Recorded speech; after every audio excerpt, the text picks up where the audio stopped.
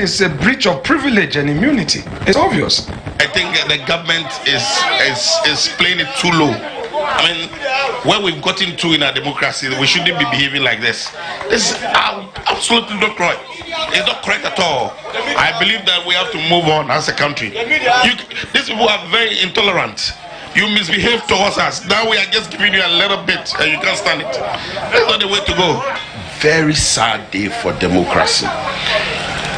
That you want to arrest a certain member of parliament who speaks for the minority, who communicated a position of the minority caucus. I mean, think about it. Think about it. He didn't speak for himself as Reverend Ntimfojo. He didn't speak for the people of Asen North. He was speaking for the minority caucus in parliament. And you want to arrest him for doing that? It's a very sad day for democracy.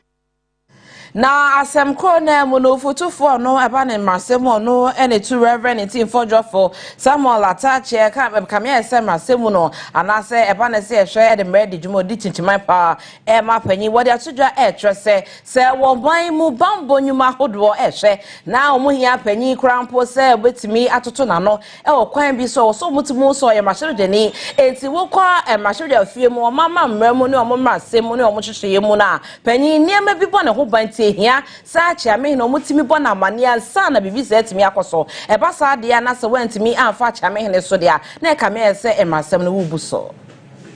When you want to investigate matters concerning members of parliament, there's a whole protocols you should go through, and it's fair.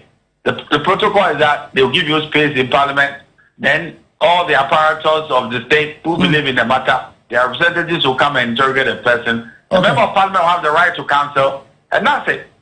You see, because what is happening is that if he's committing a crime, then you could just arrest him without the permission of the speaker. But if you believe you are investigating a matter which will make you make up your mind whether to charge him or not to charge him, I think the protocols are fair. The member of parliament should not be treated anyhow. You come to the premises of parliament and then you do what is needful, and then that is it.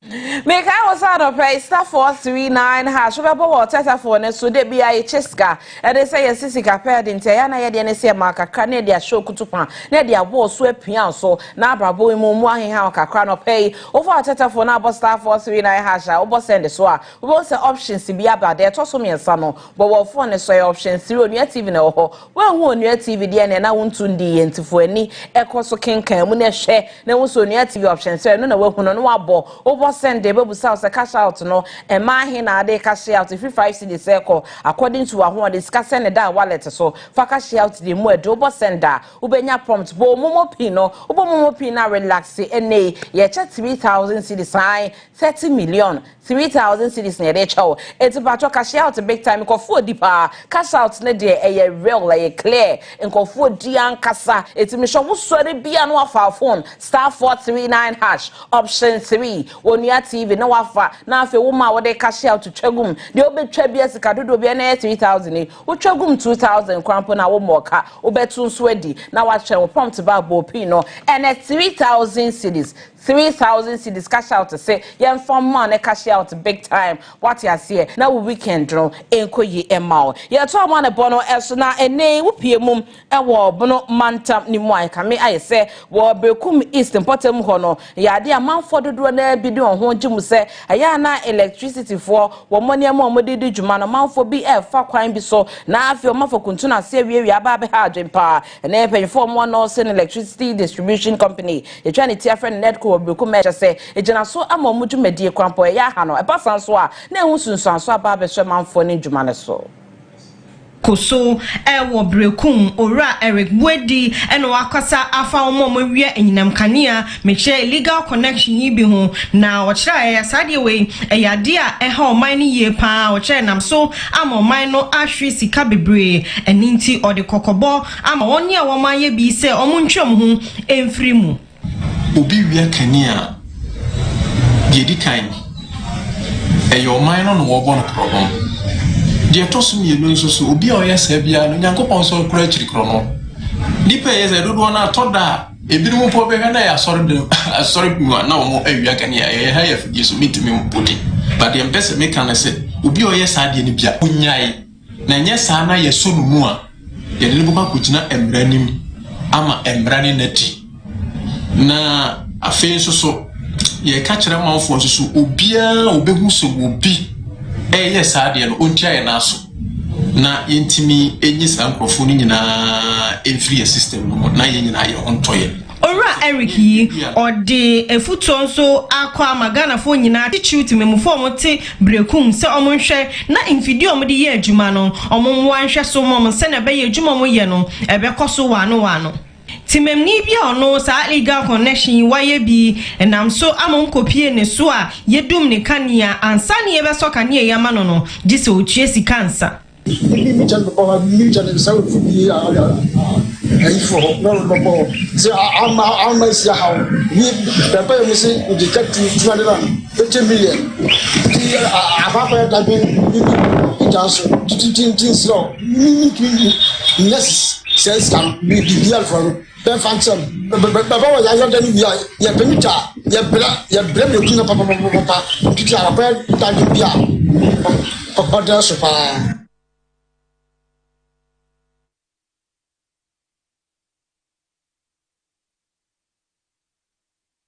And then I ye Casiano our Trades Union Congress TUC one some of the atuja was simple primo or friend in 10 times or 7 function now womuntu sense adwen pass say ababetoja no mutinu who say electricity company of Ghana e penifo e hwe na afi ankrankra ye de ahyedensa TUC de kokobo ama no mo say ye na ECG pa ye de man kwankra bi say one shot so de na kamia ye say ye de ECG nyuma ebekọ for me pass so de na entimi mbo na afi aban so woso otimi eboa na essential services otimi ede so manfo no entimi embasa magana for twetwefo MTUC ni Joshua Nsa ode tudwa na sansemi wo se ya asemi hia enti hia so mode o ma no etumu bia paadifo na wono ankasa na ya na pafo ensem mode hu djuma Daniel Poku ene na twetwe nkomo Semono ministry ya wono na hwe energy ensem so ene enipa ne akuaku ahodo bebre na atwetwe nkomo efa ehokwan ya wono mu benya awo ECG adwumaku no mu enam so amapawu ade atwedwa akyerese ECG adwumaku na ede ekose ankrankra ensem wono de enya de ese de wono mu ebehwe na omo atasema atimi akọ enkan nam so ma adwumaifo enkabonku no ade atwedwa akyerese ya hwe ye ni antimi atoto ne oma ye won fiempimi no ane adwununum oma akọ mabosika ye de ekoto edwam ne dia na enya de ese de betime aboa Secretary General Joshua Ansa ono anwa chechensimo ade akyerese de yisi adwumaku no ebetime akwakudi ankrankran ne nia wono mususisi ye ya epeboa. We have something we call procurement by politicians, buying meters, and I mean all these things. When it stops, we think that ECG can manage it well because it's one of the state assets that especially offers some social aspect to Ghanaian workers. Anything that is privatized, you know how much is going to increase the tariffs and how many people in this country can afford. So we think that government must strategize. All state assets must be. It's something that we think that government should be able to manage it and manage it well. Well, and some fufum no TUC actually na dwene e de afase de adwumafo sika tia ketewa bi ade e hye no mansano ene ne asase ye e de boa ma nioma etimi ekọ enkan a wonom so etimi achechemu esei. Nobody in this country can say that salaries are okay for workers. But I think that we must do something about it to ensure that workers are paid adequately so that they can also do their best in na kase ni munsem no esinenso yere kase ne beso mo abofo eso asene oniama achikasiebo yumeko amaso yasin divine mixture bingo bet gentleman dental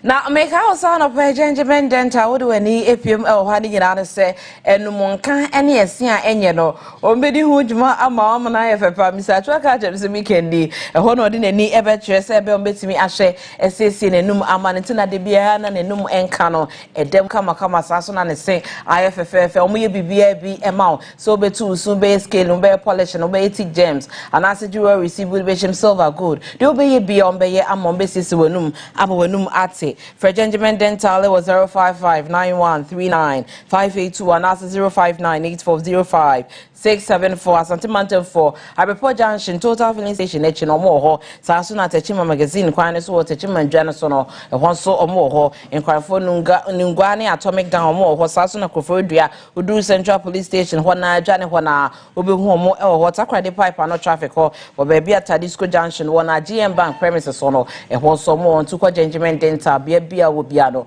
o mbesisi wenum na o sen amaw Divine Mission no pe mecho wo sa ya na wonum bi de bia e bo e mo apomden ni ahoden ni na ne sa brabo ene yeni embresa yebetimi atena ase ama ne ma ba be ahyen so na gina so ama de bia na de ahomre o hawo aba be show so mpacho for any trim e wo Benjamin for any trim divine mixture for any trim divine mixture na pe divine mixture endro ni ebi enom how be a fruit twin bi so na ase e be si so amwanya ahoden ni apomden pa na aka pharmaceuticals limited ko abenya bi atu ana se betimi afre 0244222297 ara se 0244990536 na Kumasi for PF Pharmacy ubenya bi wo Colina Herbal bi wo ho oboase Smart Herbal ubenya bi ho Kaishi Dragline enso wonkran bi wo ho na aboache Herbal enso nkran benya bi wo ho Ashaman Ekus Pharmacy Takrade Nimdia Pharmacy bi wo ho Krodua Benol Pharmacy Gabson Pharmacy Delight Pharmacy bi wo ho Soon Providence Pharmacy Kai Nation so say chemical shops pharmacy shops and herbal shops so more licenses ahodo nyina no kopi mo ho a ubenya divine mixture ato anom.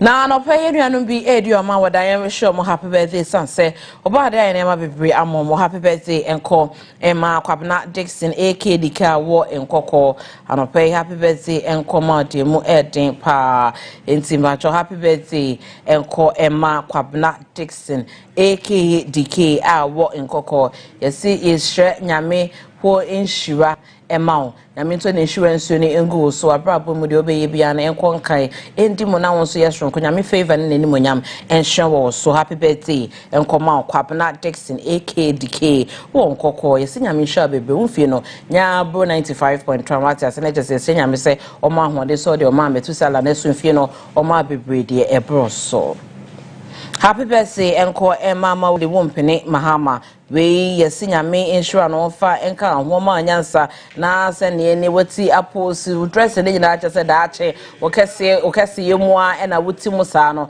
entinyame ma akese ye no embro so na se ne wasi aye no wo ma akese ya eno enimonyam ewom onfa enimonyam ensomo we efru maame ene wabusuafo nyina ho nti ma wole wompene mahama happy birthday enko Emma happy birthday enko Emma madam fopa we efri ben mensa so ye ne best friend so ne dofo enti we die se odofo anya o best friend a odofo anya o best friend na chese ha enti yankasa ye ben mensa what lightning department ewo media general ne yire eno no enti ene impacho metna Mr. Ben Mensa na emu makase ye dofo pa ya down for ya de nyina happy birthday enkoma wamba ya brabo manka abo bi ache yare amene ye enti happy birthday enkoma de mu eden.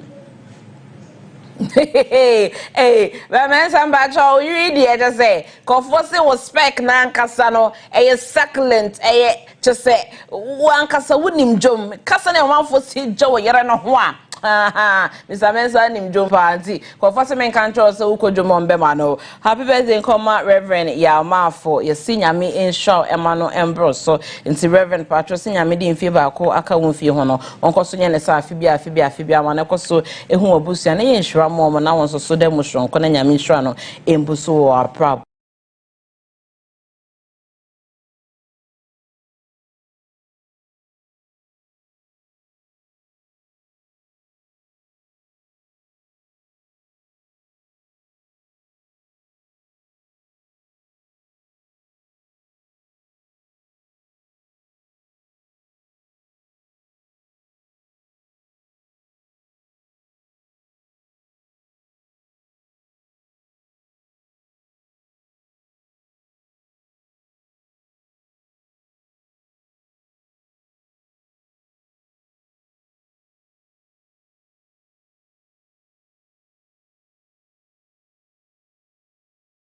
na me ka wo se cash out de obe cash out de mu eden cash out obe cash out de mu eden na minimo bi e friend Maate ene minim ba bi owo bia so te me nka me manati asese cash out me cash out ma pe kakra atumbotum sanse se me di Maate achide a wan hwe ya obema bibi adane me kwaye obema bibi adane me kwaye wan hwe ya obema ne ma atemani so eti ene mi ankase benya hwea de ehunu sabre nyam sem da sori bia na star 439 hash no eni se mitimi mani kwati mi wo me phone so star 439 hash eni se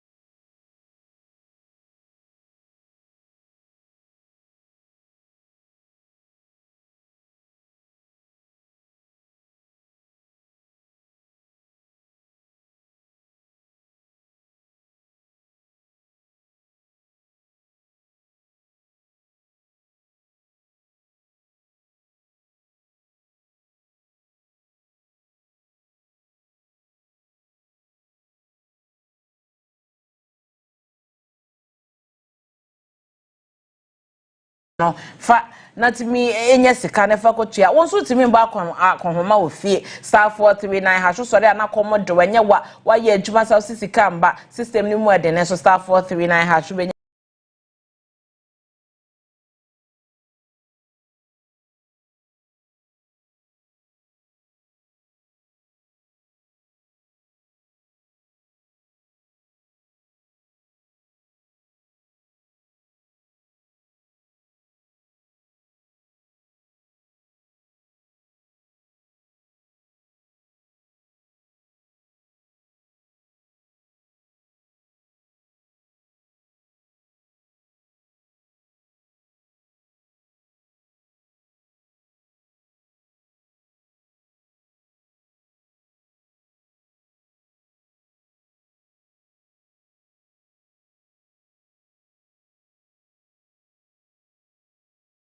chawo so utwagu musana ubedi santi menewa anope metwagu musa mi sei eska wo me momo so me nka ntwo so metima ka atwo sa anope metime 100 cedis intima bo 100 cedis ma bo send also bo send won so bo send me ba to one say wo bo send da prompt aba me say me prompt aba prompt na ba na twa say enter momo pin bo momo pin no na bo send relax na wo de yen 200 cedis no faketo abeje kese we dis agro ni bi da faketo abeje kese me say wo ba be di 3000 cedis de mu aden de mu ahye de mu adewu 3000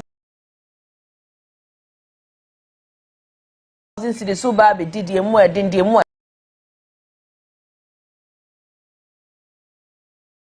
ahye de mu adewu weekend na na kwame ware weekend ya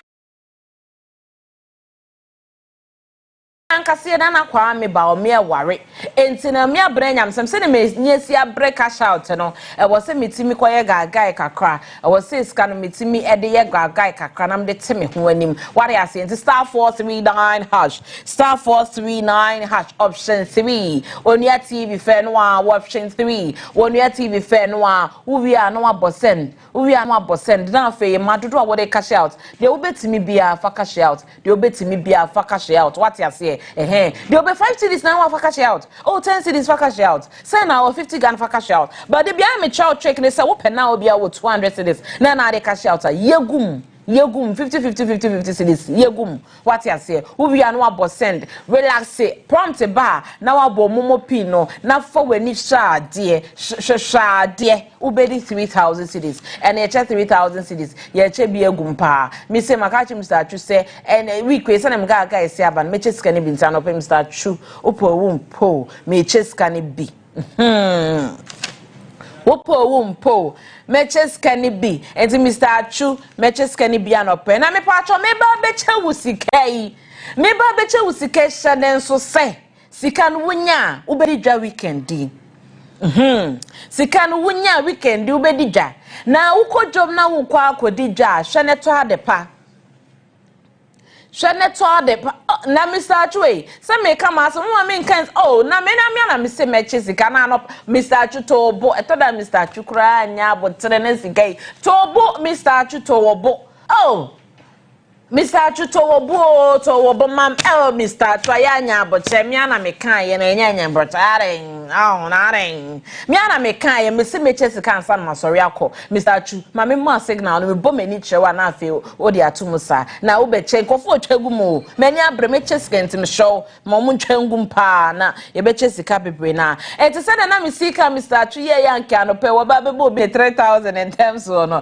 Mecha was say weekend do be quite kudija. Star 439 hash no ye wild net me cash out esan say adaje for some Mr. Chu so no ne ponko pentem ono nyati sika o sika no person obi di sika tem et me sure ye wild na post star 439 hash no for option 3 Onua TV percent no e ma de cash me say de kran say bi aka o 10 cedis na de cash out we discount de wo so de ne so 500 bi na nka wo to 500 di asa dem ko ye nso na say for cash out na 3,000 cedis na ha de me so be di 3,000 cedis ne enti wild na me ka say weekend de beba na me so wo be ko dwuma kwa akodidwa wo so be kwa but wo ne mato so wo provisions to na me che wo say cash out sika na de ma no nim say sika pending e na ya ye che sika free etunye sika to adepa wo to adepa ne ma pa be to bi ne na pa foods and apa food to be any and yet the aquacoto the edian and edian taste the crass say ni so ni medwane yo wo ye aduane wa dwu wo do ye aduane na obi de bi kana no se kelly na wa dje ho sa so ni medwane wa nkoto na pa ye wo na pa mackerel ho ma ye wo na pa tuna ho ma ye wo sardine ho ye wo spaghetti ho ye wo mayonnaise ho ye wo ketchup ho ye wo baked beans ho ye wo evaporated milk ho ye wo tea cream ho ye wo bibie bi chese ye wo chocolate where you mix a cramp and no carding so sugar so another day for so she dodo na bubu ice cubes go na num no de opebia ye dia ba ma ye si jiska ne fa koto na pa food eta no pe me twa wo say wonya sika no na akashi out na akwa koto ade a koto na pa food sense na pa food de ye de ne ma pa ba ma wa emu edewu de odi be ye bia bi wo ho macro no wo ye ne nkwan bi no wo tu bi egum na ewom hom kwan na ama ne taste sense tomato sauce no emu pi taste wom odokono na ade be dia de opebia out me de ye wo salad na abeya ye wo tuna no ne macro ne chese de opebia na sardine no na wa ye ni so ketchup de opebia wotimi ede eye sanso na milk no timi ede no mukoko anaso timi di wudu aduane tea cream no so timi de wo pebiare ma mo ya ice cream oton ma de wo pebia faye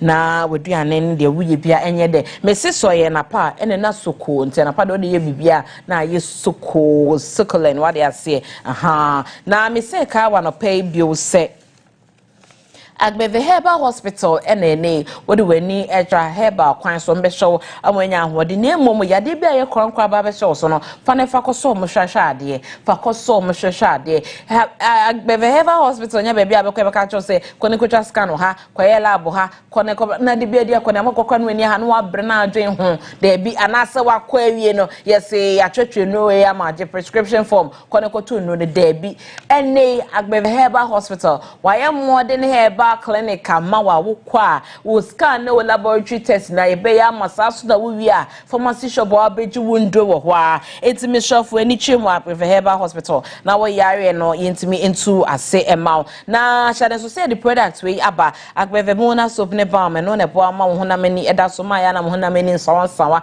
na wo honam ay style bi na so hu se honam no skin no wonhye da hu skin ne color sa da bi pebi ne fese so honam ani MW capsules ababa mema ne ma ne nyina ne se mama hwade mama pomde mama gina pemempa Agbeve taifa eboa na wa wontimi didi ye wonkwan de bia wonti aduane tes ade de nkwan na wo wanum pepa chope appetizer binom eno bi ene Agbeve taifa no ebeboa amaduane to wanum a watene de ama watene tes Venus got aba mama mo osa ne de bia wonyam yo basabasa Venus got wonum a ebeboa na product na channel so se bi de ne sa sha se ntu wo kwan so betimi atobi anom ye twi kwan wo so tio mo kwan sa so na adako jache e Kumase na opeye no anase neme bi eto abetimi afre 0208130790 anase 0246595256 anase 0202706165 na no pe wo pa no ko school papa de wetimi do ba na ko to school papa anado ba na ko to school bia mu awutu esika go na nso no wonya foundation pa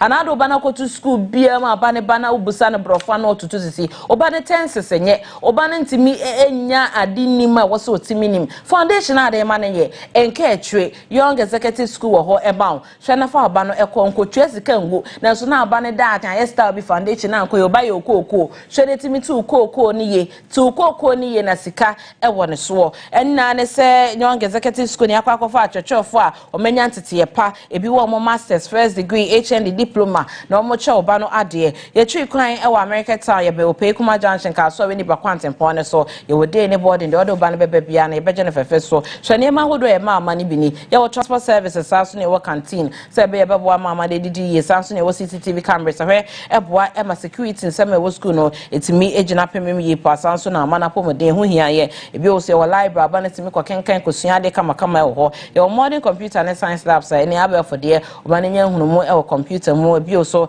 ye wo asori dan assembly ho ntimana o mana mo board ne mana house me be na se de biam de ne kwa asori kwesi ada ne ko to board na nya me so be ko from patro de bi ye be hwa ma bana kwa asori e bases ne so de kama sanso na ko classrooms ahodo na kwan de dem ya tile just environment ne serene ye neat into banet na se no sua de a e rana adwimu na ko bebia patro executive barbering shop yesese mama no echi ho emamo kai ne hye so na hwewe 2023 ye ma no mkotwe BC no na mo nam 164 omo munya aggregate 6 no mo 158 omo munya aggregate 7 no mo 5 de onya aggregate 8 no ye ba akopɛ na oye ba akopɛ enti me show hye ne hwe ne hye no so se ye ma no ye choma de mo bin rough omo bin rough or bing ama hu say yes oba no onimade na your WhatsApp lines ni obetimi a text here was 0208 198108 and answer 0561 809015 and answer 024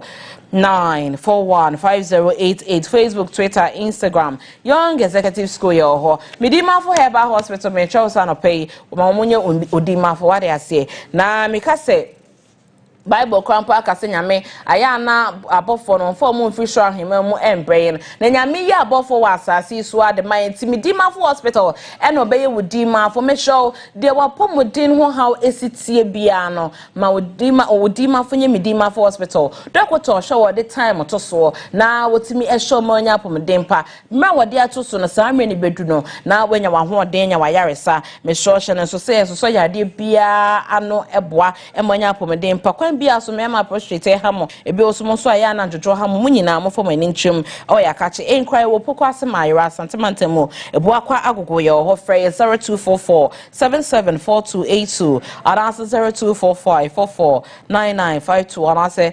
0500727215 midima for Herbal Hospital yes say oyare for udima for anyhwan anope me cho se Shadraka Mono Enterprise aka Ankala to kona kache na ninyina ne se na Mercedes Benz car parts nyina ya krade aba original kroje kama wonkoto enkonu ho wonkoto enkoboka me show so wope home use and as a brand new Mercedes Benz car part for any chumo Shadraka Mono Enterprise Ankala today wakrane mapa na aba me show mo Benz parts ni nyina no koto ho benya bi ho bo ne da form kama he wukotu aton ana wukoto ne baako wa koto asiesie oka obeso wukoso koto a ni nyina epeye amam na Shadraka Mono Enterprise hwe e the Benz parts kama eba ema de siesie oka ye twa kwan e woda akoma nkoko mpe obetimi afro 0243 747518 and answer 0244381153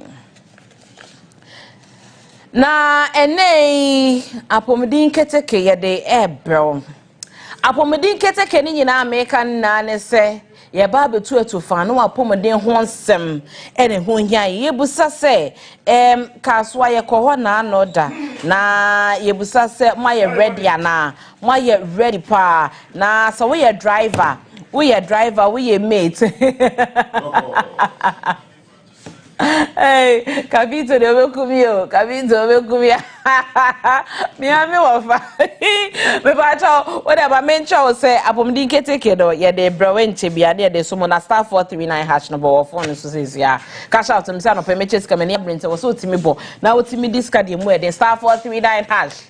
Bo send option 3 I don't know what TV na so no me so wan hu onua TV am so wan twa ne ye me sra wo be di sika na for option 3 onua TV bo send ye bu so say man he na no pay we dey cash out me so kuma be 5 cedis echo dey wan hu oni betimi bia ye show if 5 cedis echo dey wan hu oni betimi bia ye show aha Mr. Chu check Mr. Chu che me anam se me che 059 1645 059 1645 star oni mne ho enterprise where the 3000 eh king obi the 3000 some because me chase get me ni age say ma chose come show so star 439 hatch no e wo phone so the 3000 and send the sky ye che go mo sa na anope captain abejo de buy no so wa wo show be kra me nim bia na che say me nwan me ho akwa akosi me offer aba ho na ye me de eti ama na kwa offer akwa aba why for? Hey, sir. Oh, but I can't call no.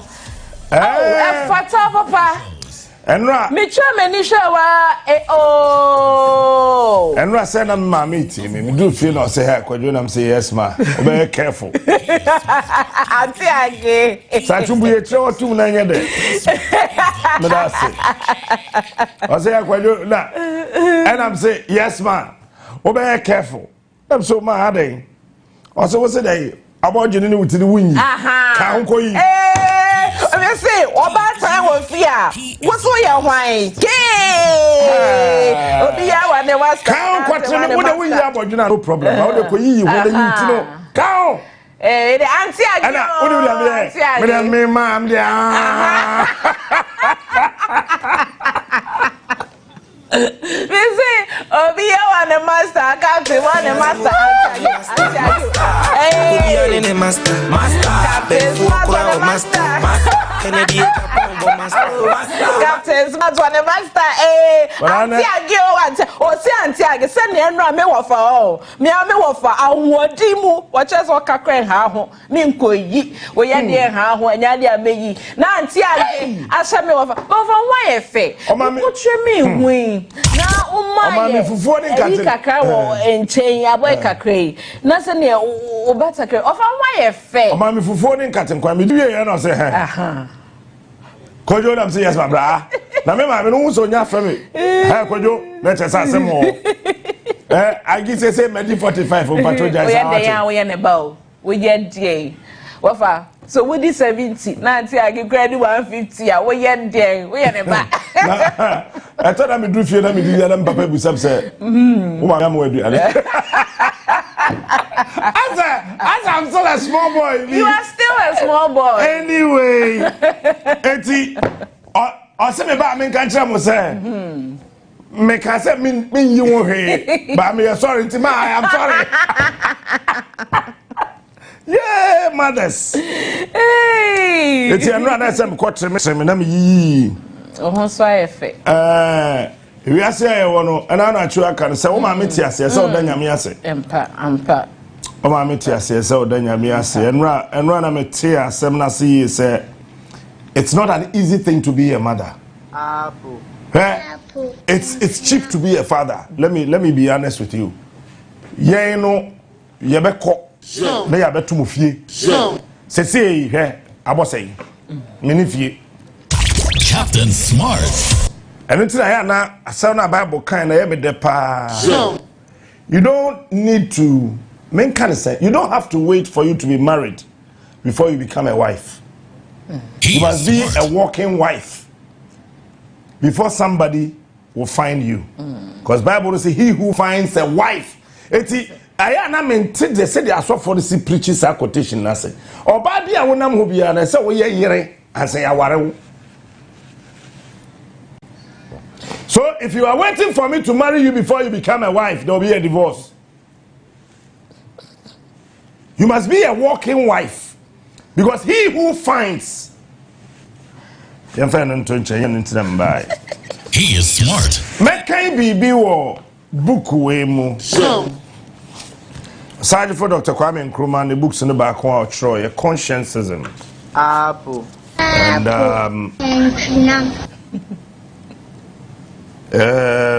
the philosophy and ideology for the decolonization and development with particular reference to African revolution. Now watch this. Nations were talking about their revolution. Kwame Nkrumah is the only person who spoke about continental revolution. Right? So America is so you were North America, then. But the American Revolution, a United States, one pair. Captain Smart. The other countries are belonging to the continent America, no revolution. He is smart. He is unique. Europe is a huge space, even though Africa is 3 times bigger than the entire Europe space. But yenya German Revolution, yenya the French Revolution, Italians enya Revolution. So na obia edwene ne ho thinking about yen. Eti German for your revolution it stayed there. French for your revolution it stayed there. But do Africa and Nkrumah was talking about a continental revolution. So in his book, in this book, he is smart.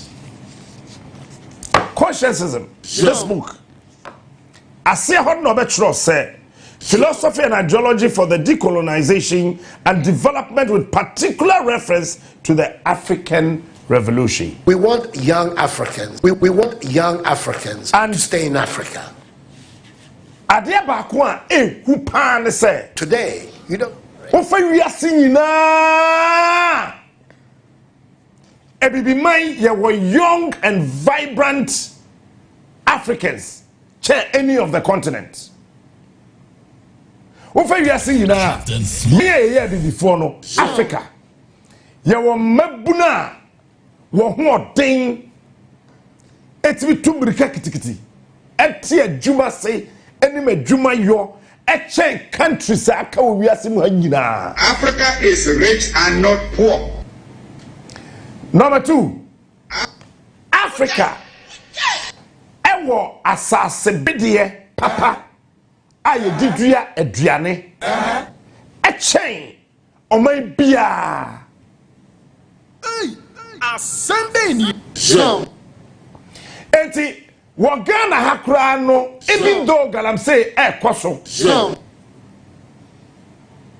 say nsuo no still ya no wo si dan won kan futuro ba so na mura efu dan na pempem. Captain Smart, the king of morning shows.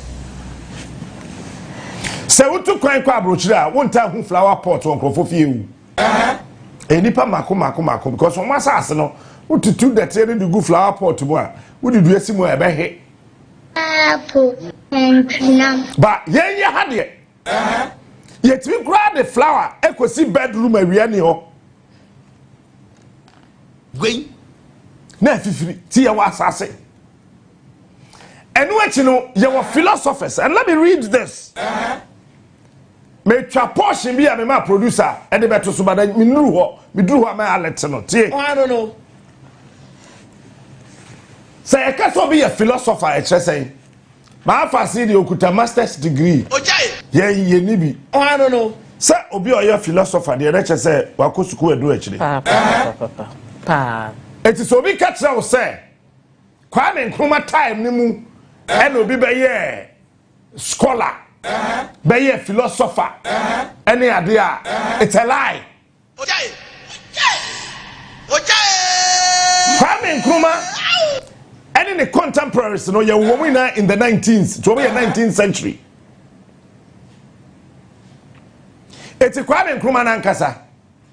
And the real chief concern in JB Dankwa. Kai! Our 19th century name. Buza, 19th century. All of them in the 19th century. It can never ever be. Say nobody ever gone her in the 18th century. No a scholar, no a philosopher. It is in the 19th century. You will say be a suadia. Yenti ye wants to say the first ever scholar or a fantini. Page 18 of this book, Conscientism. And let me sit here and tell you, my name is Obejedi. I saw him making. My name is Obejedi.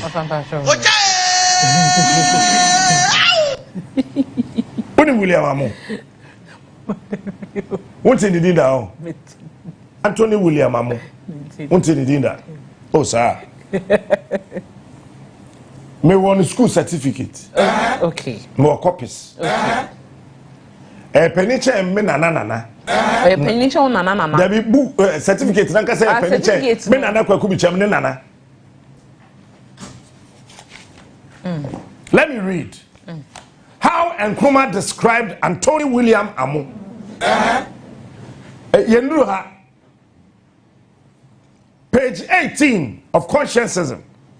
The 18th century African philosopher from Ghana. Kaimam, Ebiana Krofaka Sebiama Boom Tinameka. Oh, free her. Udia Kai. Kai. When say the 18th century African philosopher from Ghana, Anthony William Amo, who taught. It is Obikacho say in the 19th century. Any Ebenya philosophers or Ghana. Is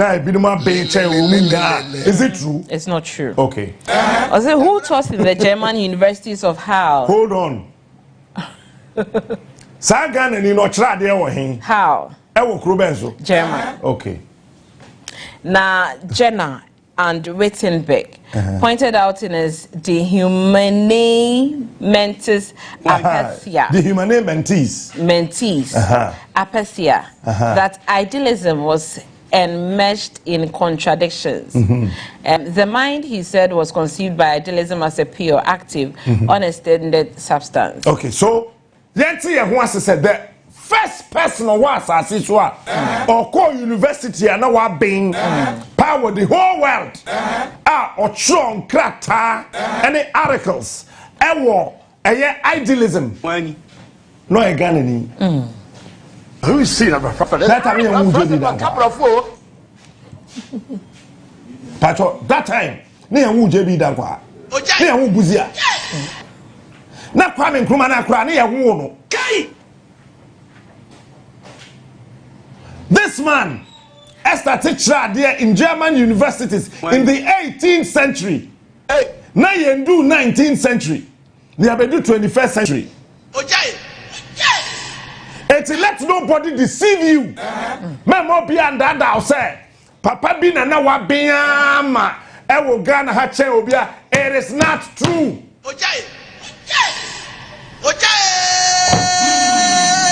Afasiko. See, ideas, the alleged constituents of physical objects, were held to be only in the mind and to be incapable of existence outside it. Our most question here was how the ideas, largely those of physical objects, many of which were ideas of extension, could subsist in the mind. Since physical objects were actually extended, if they were really ideas, some ideas must be actually extended.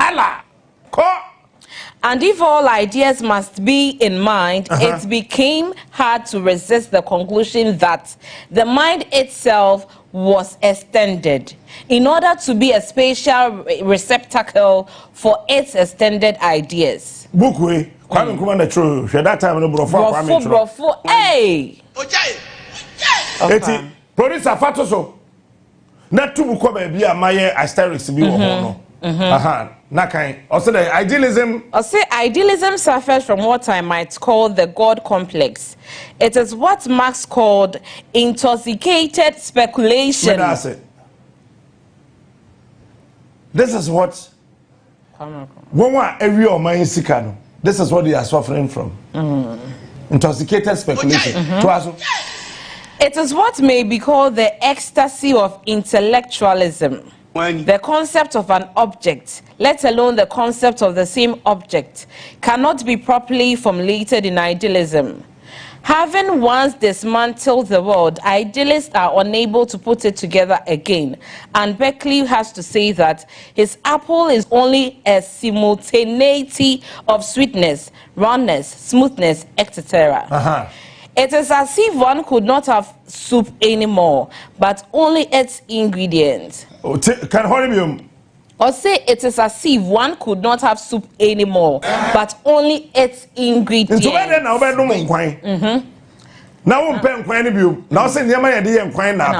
This is what is happening to the current minority.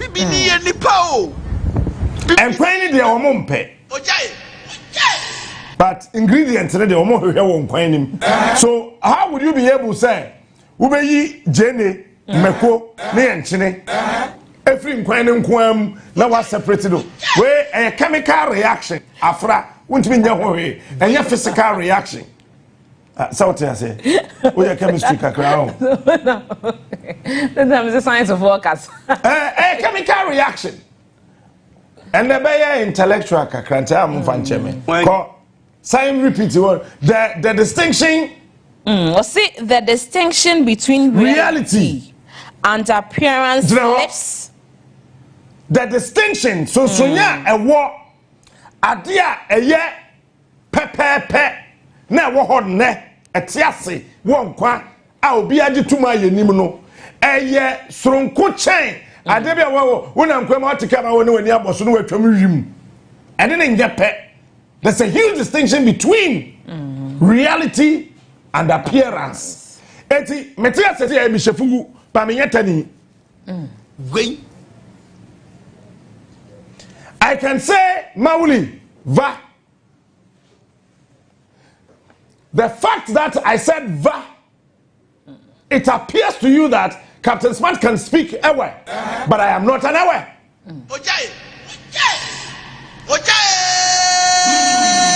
Yet to come about so big picture, no no be car, no come for me. In Quafoco weddings, or you for car, F. Nana Kwame be worry me there, say. Cars I had a call, and Quafoco change now who you pictures. Now, on the pictures, no, Eddie, I send on boyfriends, no, my girlfriends. Can't no jet no F. Obia on him.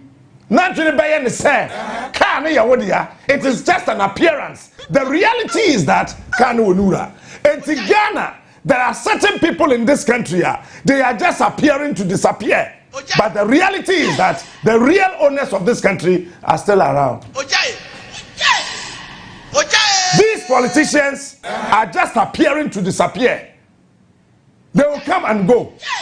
As we speak, where is he on side for Dr. Kwame Nkrumah? Kwame Nkrumah Mpono, Sabi Bru, Sabi Nyando. Kwame Wahin.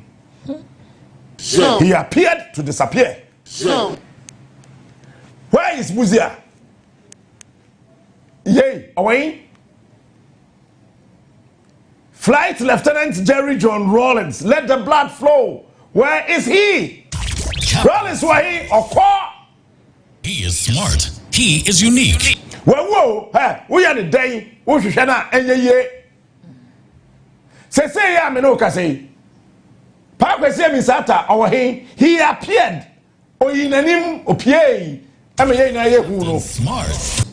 But away, Metia says, my Pierre, woman, that could be bad. I will disappear for good. So, we hear me a woman, but I who come back over the Abisrania and your family country, we are still a family Ghana.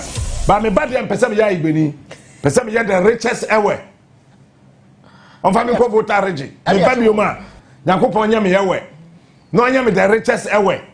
Person Minyesika me samba bioma e chen to boya fede bet 3 million times to boya fede Minyeska pa I be Minyeska pa I will disappear. Message Kufo He will disappear one day.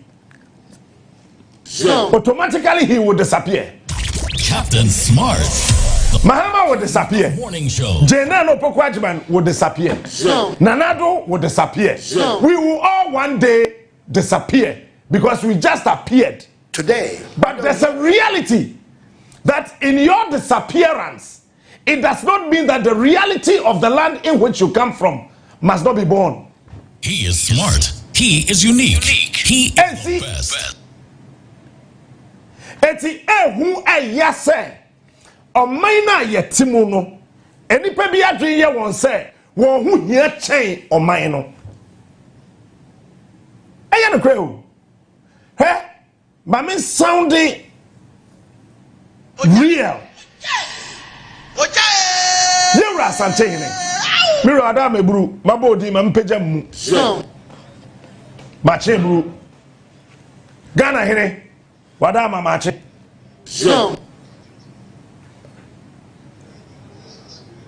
we are dying Asante Hene will one day disappear Obewu ye dying Dakro Yura Obewu Anamwa one day you will beko. But do you know the reality? The reality is that nimre so tiasia wa apia no we your hinena se wudi nsamfu obetu. That is the reality. The reality is that he's the only Asante no buyer or the education fund buy. That's the reality. Captain Smart. The reality is that or no never Asante here. Already Bitcoin for Ashanti region. Jose. Huh? Ono penny Asante here. Oba ya. The question you name say wa ma hindia ya kono. Ama obi asua. Says you two for French man or pegu pen na grofo yebi. The king of morning shows. That's the reality. The reality is that only Asante hina waba president to be a waba from habia said they won't children no pesika wa manonia wan ko hu Asante hina wunya besia Danado na to nanum tuo Mahama to nanum tuo Kufo to nanum tuo Mercy you wo kwemba do kanyansa o Rollins na so kind. There's a video to that. All of them said it. So Asante he has appeared, but he will one day disappear. But the reality is Anyama Papa. Why am I main ejato? So Asante but any people will keep Costa education fund the politank ko homo mu yansuo no mo. He said Asante he could have decided that me Asante Asante region but on the politics they never be ko voter region. Akoya Asante in your power, obey Asante region, but no, Ghana president will take a World Bank. No more ma. No a French Martin aeroplane. No aqua can be a Ghana. Na Ghana yeska. Yet the best other politicians in the US Canadian. Captain Smart, the king of morning shows. Reality is different from appearance. There's a huge distinction between reality and appearance. Wait me sure bapa wa dress fine. Wait me sure bema pa wa dress fine. Manu run ho ne ho nka me do nyame. Enu ba kana si abonten. Who dem ho be deja. I don't take madness. Who dem ho be deja. Gwen. E to da na ya na yen nka no ye hia strength no. To kita mo hwene. No wakua wa people anu din we bie mpoma na ko pay freshener we jegu nku ha ada na asres na bibia ya fine. So sometimes you are not supposed to look at the armpit, you must continuously hold the hand. Eti Israel for the brother Moses nsa wasoro no wo kontokwa Moses nsa ne ba foma na padis no edi nkuguo eti yakoba yin na nsa Bible say esese nipa bi ko so Moses nsam Ekwasro. If those people had looked at Moses' armpit, akwakrabu to him, but hey, GH. As a minister, you're planning some kind of sound of a movie. Huh? What is the method? So, in a nutshell, reality is different from appearance. It is a woohoo appearance. To send tonton appear or bedroom. Never be afraid. That's the reality. There's a reality, an appearance, and tonton the oba appear. Won't be seen in money appear, but then tonton no appear. On your marks, get set, ready. Na ye kwasa so be hu se saso ni. Onia Maakye fa be wo so. You may kwasa ya sing. Saso insecticide spray and coil. Say, fitebu na so. Eri an kan be shon pepe nua. Motuom kankan e ka ho. Pasta reality when I producer fatoso. And see, also the distinction between reality and appearance slips between the spectral fingers of idealism. For in idealism, reality becomes merely a persistent appearance. In this way, idealism makes itself incompatible with science. What is science to when no, dear. Maybe you fix this. Me a physics, me a chemistry, me a biology. But idea ye real. And he say, who can so be a shame when you go near? Who can say independent beings will go any? Even though science make us say quite liquid. It's also a liquid. By an quite go any and chinum, meko jenewom, depending the pacuno bedding quine and nama head. Say Jacob for their air ponche. Captain Smart there, Kaku. Depending the poor bedding quino. It's the fact that BBI liquid and say. So we catch us with shame quay go be now. Just see a few sworn a guinea. That is it. It is about reality, science, obeying what is real. Research can tell you that whatever science has created, artificial. It's your friend be artificial intelligence. What does it mean? Your real intelligence, no. Because artificial intelligence, AI and for any trials I'm seeing now. And you'll be three more drain the real intelligence and the truck no come on no coach you.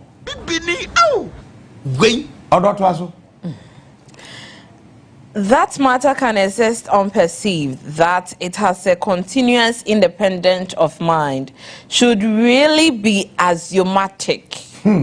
Idealists themselves hanker after this independent reality when they strive so hard to reconcile their theoretical ebullience with the sobriety of ordinary language. Ordinary language is not just a vocabulary and a grammar. That's it. Ordinary language. Chi, ever, Dagoma, Fra, any idea no? It does not mean, sir, a just vocabulary and grammar. It is a yetna kroma na ye adwen se yetna kroma na ye adwen se sa wo ka twi kasa wo ye kurasini wo ka igbe wo ye kurasini wo ka nzema wo ye kurasini William Anthony Amono ye nzemani I said Fanti he's an nzema more so he's an akan it is a we are what we say Kasa just a vocabulary and a grammar. That is where a brofred won Kasa ba show kon. Enti teacher need the classroom or try away. Now we use the word to be a friend lexicon. Lexicon ne away can say. Apple and num. Teacher need the classroom or try doctor ade obi oba medical doctor. Mana besa kwaku bicham yare kwaku bicham onima dia ye frɛ no pancreas until da eti wo de sa brofo no kire na de awie na se kwaku bicha me yare na okọ ne nchen a na okasa wo pancreas adan na kwaku bicha meka onte da wo banana. So when you are really in tuned with idealism, ukrom kasa enye just a vocabulary, enye just a grammar. Ojai. Emo do e che bibia e wo wiase mu. Odo men kan bi mu da fam. But my underline so baby I say you know one. Baby aesthetics. Aesthetics no one kan bi. And some kind of brofu ho. Intoxicated. Idealism suffers from what I might call the God complex. It is what Marx called intoxicated speculation. Many idea etete sofuntim fojo. On say sawo bro na okasa kasa. Asema wo kan bia wo ho a ye wie na ekire ye busa say wona aka we na busa wo say I am here. When you are intoxicated, you don't have to talk. Otherwise everything you said will become speculation. What can I say? Me pentim for you asem pa. I like him so much. Or to say, o fa kwame adokufo. Say me can asem bi e wo mo ya na eyem ya. Sana me rating team for you. But they tell say, "Uma ye yodom." So you behave like obi a intoxicated. Feel intoxicated. Feeling intoxicated. I don't even know what I'm feeling. Obe Palmer says here. Who be heavy to so be intoxicated. But then can the body here woman the reality is that what can some president or Tiakunya say? Besin ko. Na any bambo phone tenase. Na wo information na wo no. Fama won. Na nipa bi o ye involved no. Yan chiri ntum wose menye. Ojai. Abra. Oh. Captain Smart, yeah. What say the presidency is involved in Galamsey? We are then who yeah. Besin police station. BNI, NIB. Na kwa catch na womo.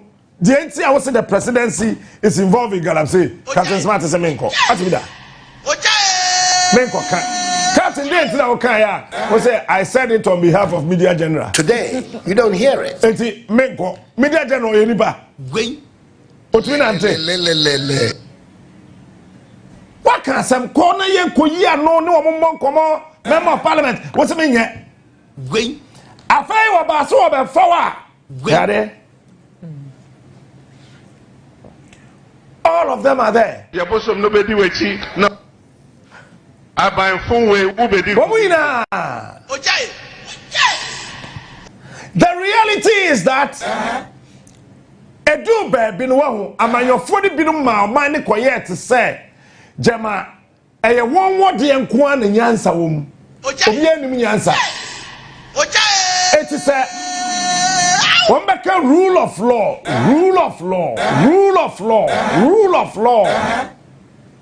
but edu rule of law no so a na bi no mo twe mo to dwane and then yeah Oma who says na ye chi enye won gwen meti krom ha studio ha na mete ye te pan ye bie ye na NI before girl so kura na nim asakato no ne boy bi gina ha wabɔ studio door him pan no mu gina ha me wie show ne de me ko wache braye gwen adentra yasi na do say me famra gwen na me maka say the presidency is involved in Galamsey. Apple. And Banana. Huh? Yeah. Hey, really? You got cake, yeah. Na ya better me boom near the meko. Gwen. That time, where was Nitiwu? He was happy. I remember that day na be fa me no. Oni obi din komo me nipa ne frɛ me catch them. Say he's always talking. This time we will show him something. Me you can't show me anything because when baby am fever, me am nim me humpo, me nim me krom. Ti me free baby abi. Now, member of parliament, what can someone to say? Yes, Quananis Asra for Bamba Fontanasi. Mom information, no yen timing chihuahua ye evolve. What's the main crop? And no dear, Sasana Tia dia. MPP for the Eco King or Ghana. Why we MPP now want to ask between court? Ghana for. I hear immediate general film Sumin Kwa member. There quay the treasure MPP for at the cocaine sika na running one campaign.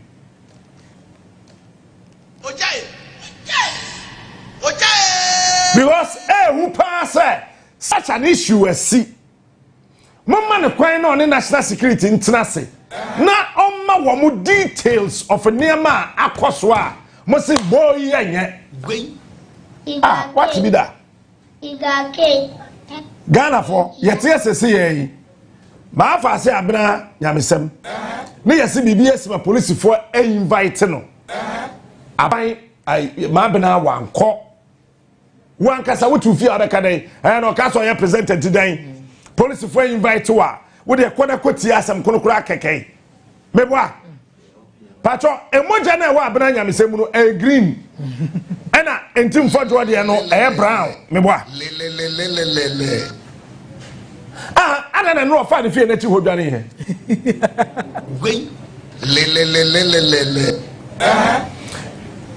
You see, as I say, you sounded this to whoever. Say, on my no, and your MPP there, and your NDC so there. Ghana, hey, na idea. We didn't say who I bet you. Now, on him. Say 88 bedi wachi. But ada wo kwa constituency na 88 ni ni hono. Ye fa wo mankasima. E ho na abehu sade ete. Wo de awudru ka so be bia traffic no wono. Na wo kwa constituency. Na ye gina wo ye pekwa. Aya 88 for mbra bi na headquarters. Hono wo menya access to you a. Ye bosom no bedi wachi. Emrana MPP for na settle hono. And abusro. Woman catch me say me misinform Ghana for. Misinformation is so ye den ya. Say na the national security led by Albert Kandapa. Ebe tell misinformation na besin ne. Woman timi ankyere me. And amusro say ebe mo. Oh, Bra Mahama. I don't know me Sunday warning back. Me see to me where. Bra. What for mama? So wunim na wunim. Na wunim na wunim. Na se wunim na wunim. Na wunim na wunim. Na wujai wonwa. Ah? Edi o men yi bone ne mo na nam ho abra obebo wonsam se. Me nam ka kire ho. Ba Helen Kakufadu yo. Ha, Kaba Paul some. Sir, a nipper deep bonnet say. No way, Jawon. No, you see, let's analyze the magnitude of what Intim Fojo said. Sa aircrafts now all can be no. We move to different countries and a bio. So we yet if there's a cultural diplomacy, yeah. You catch up be a friend status implication. Oh, I don't know. Status implication it say. Assembly Ghana. Assembly Ghana no. You the Togo akofra. You the UK afra. You the Russia afra. Eti sa my way you no abaye entangled in that discussion. It is a friend Ghana, as a friend Togo, as a friend Russia, as a friend UK, and a friend a status implication. Now there are foreign countries involved in this whole thing. Names of countries were mentioned. Names of international companies were mentioned. Non-state actors were mentioned. eti enye say ye Ghana pe as usual. Say ye no say obi aka asam wo krom ha bia kokoja parliamentary say political talk te say ma be yiwa do o say ade no enye oya bia eyekubi anwa ama be yiwa do kodi central regional minister na okodru appointment committee ne ye bisa the question say political talk no afa no ho adi Banana. You see, your politicians they behave to say omu nim nyansa.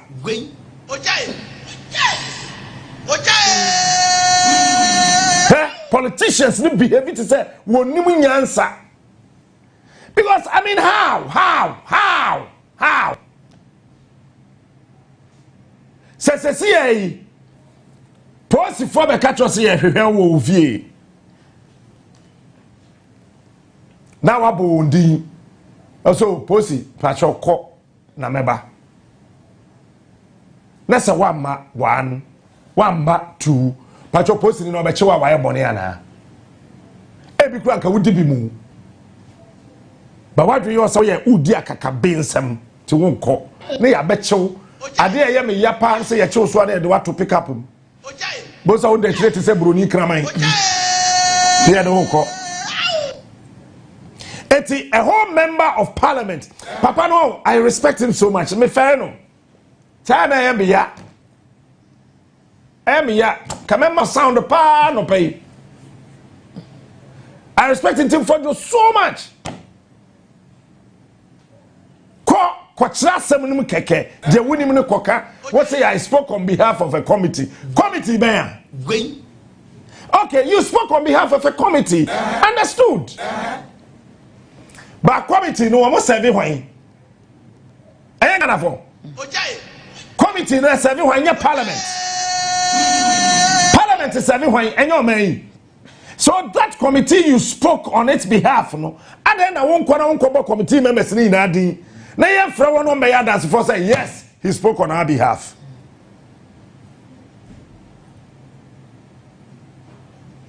Mitie netiwu. Nana where me sere.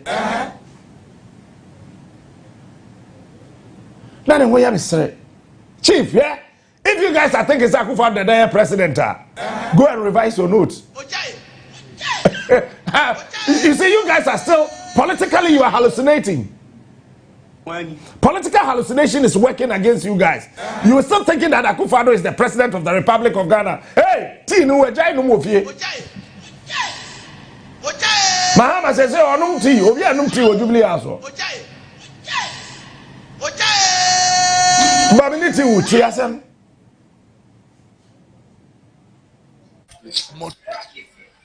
These things were happening maybe in the 80s and 70s, but not now. But I think former defense minister here, a number of things happening here is not strange to you. Because my time, I will not allow that. I will not allow that people will barge into somebody's house to use Rambo style to arrest the person. In those days, I will not allow that. It happened. If it's not a point to equalize. I want to tell you something. If it came to my attention, I would never have allowed that. Okay. It doesn't matter who the person is. I will never have allowed that type of thing. And I'll say, Saka any timer.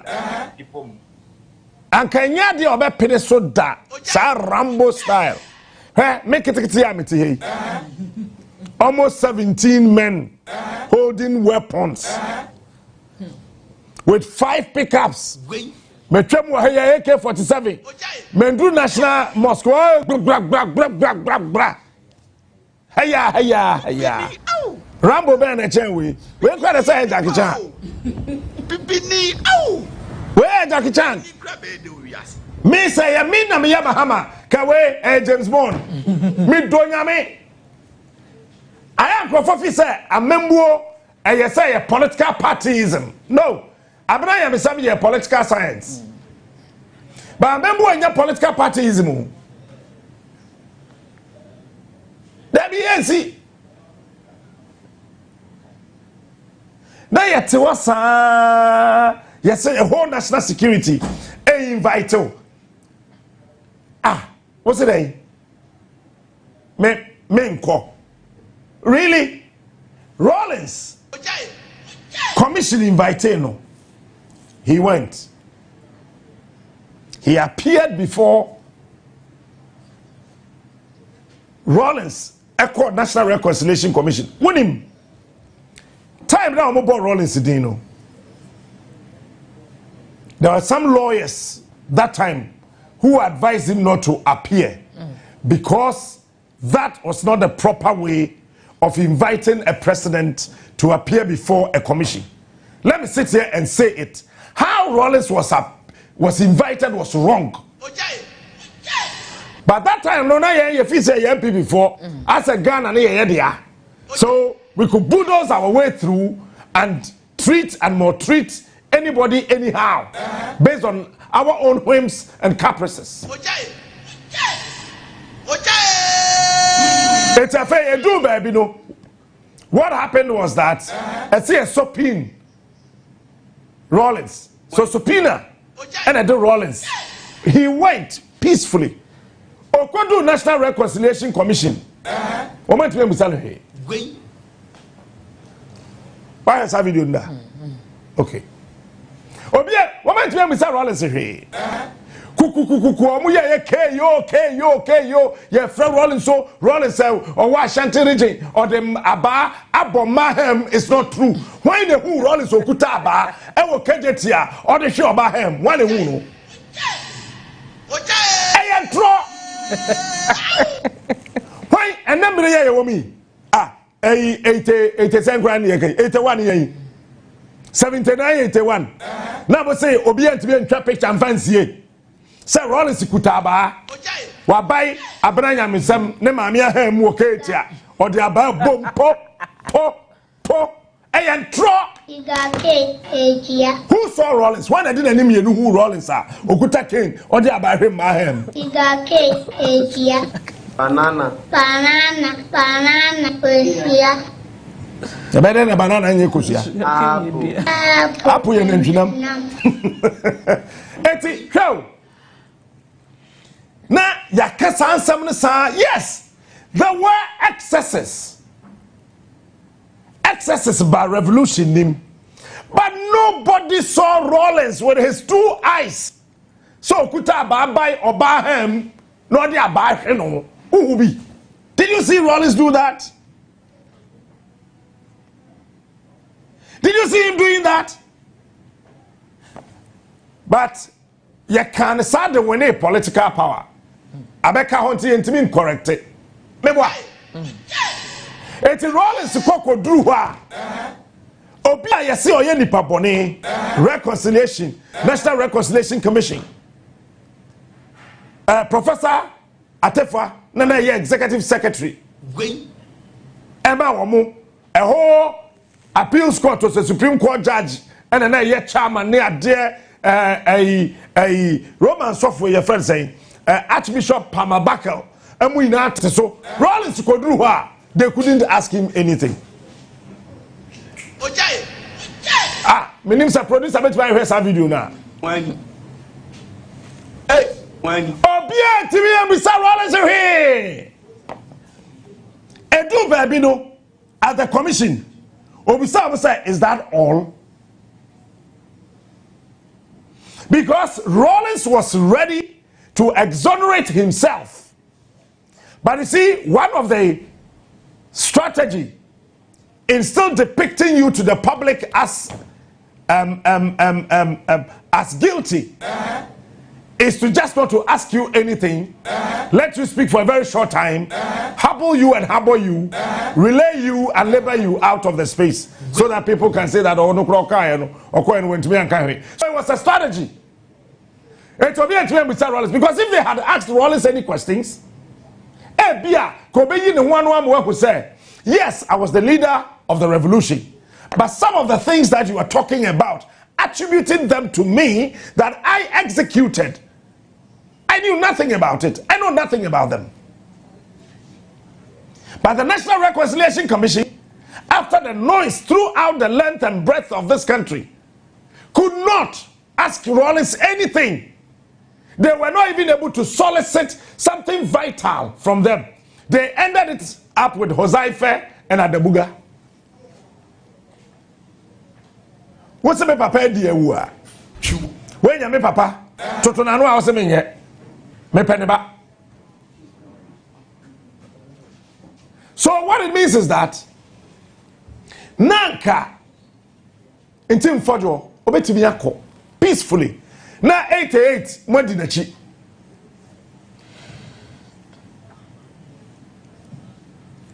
Na mo di nachi. Ana me boa.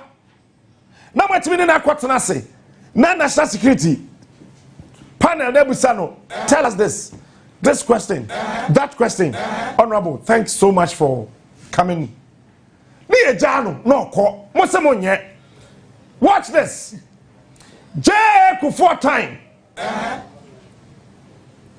Smiler. Any Smiler Brahma and police in Bana no Kaukra. Ye kwachi chachuchi kata wasoro dem no. Oh, I don't know. And I'm Rafi. I am not rationalizing legal faults. I'm not trying to rationalize anything. But I'm only trying to bring in certain things that has happened in this country, a reality to this particular issue. And can make me inform me minority, no. But sometimes when you belong to the minority, your brain becomes minority. You become minor in thinking. Sometimes you become minor in thinking.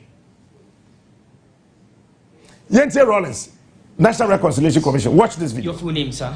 Your full name, sir. Which one name Rollins? Swear by the Almighty God that the evidence I shall give before this commission shall be the truth, the whole truth, nothing but the truth.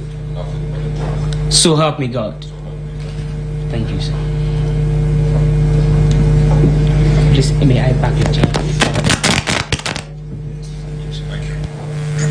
The witness in his evidence. Sir, please give your full name to the commission.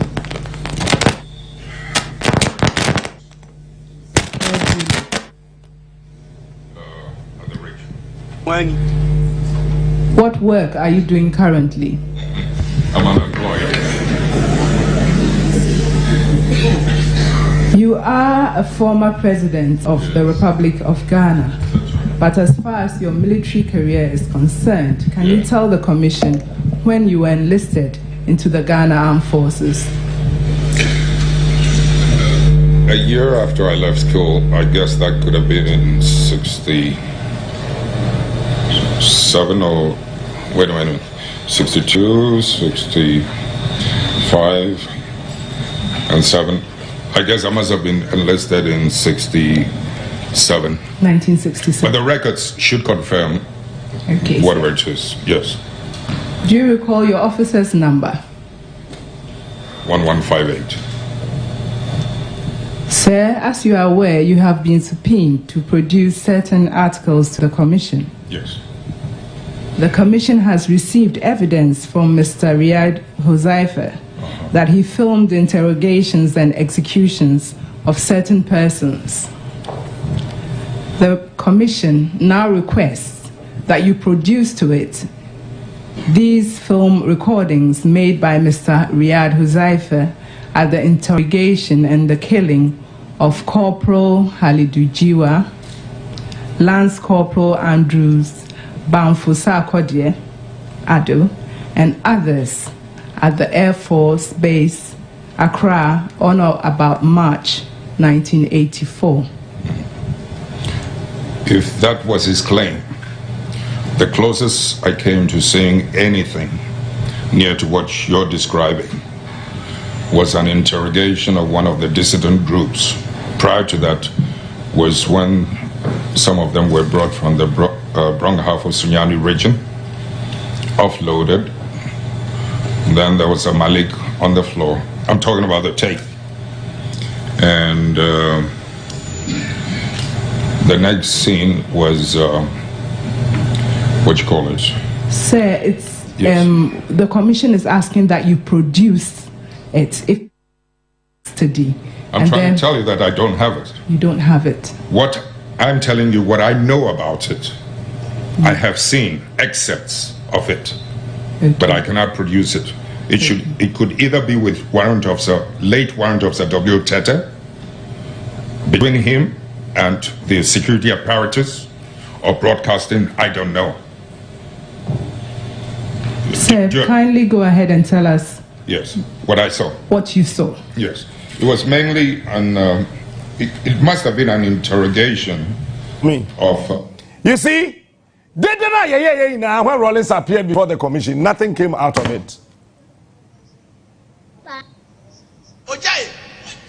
He said it, bam. Or say, hey, madam, shut up and stop talking. Shut up and stop talking. But Rollins' body language, Victor Smith penalty, I say. Now, Miss Bisa Victor Smith is man, me. Say Rollins, he do attempt with the three more and a bit saying, and not me. Look, Nina say, Mini, I don't have it. It should be between GBC, Ghana Broadcasting Corporation. Any one other officer no board dino. I saw excerpts into Mini. Did we do anything to Rollins in this country? Kufuor did zilch. He could not have done anything to Rollins. And you saw Rollins ni Kufuor tem say pano. Or two for the friend who says here one after one president. You think we don't know? We know. Say one time say ke wo akunta no or where Santini ba. Or two for so down for Pani Rollins. It's who you and had you any the no ke wo ya say to your boss na yeah wa appear so appear wa appear so abawi National Reconciliation Commission and to me and twinsuo bi afi Rollins producer opa forward no pa na nkwoto ho obewie no ono akra bi say o say mawie opa yi bi fi so na wo ho kwoto ho obekwa akohu no no kra bi say o say mawie so based on this, even a former president of the Republic of Ghana, the longest served president in the Fourth Republic, appeared before a commission. You invite him and Ekoi, who is in Team Fojo before the national security.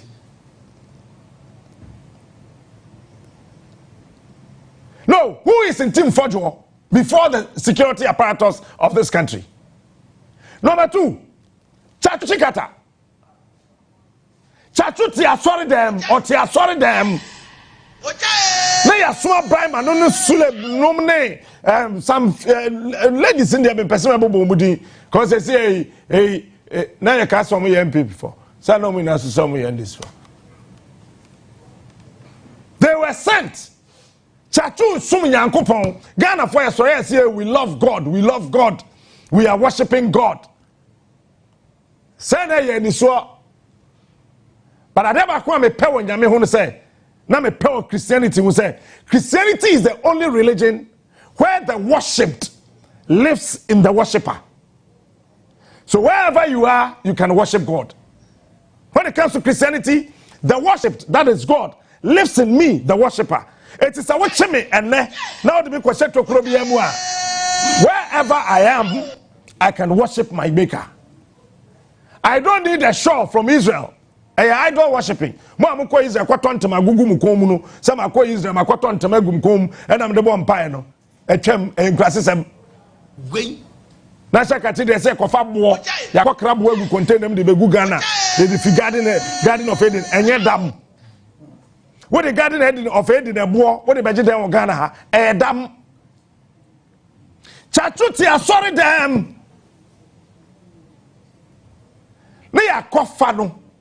Mebuana. We did that nonsense.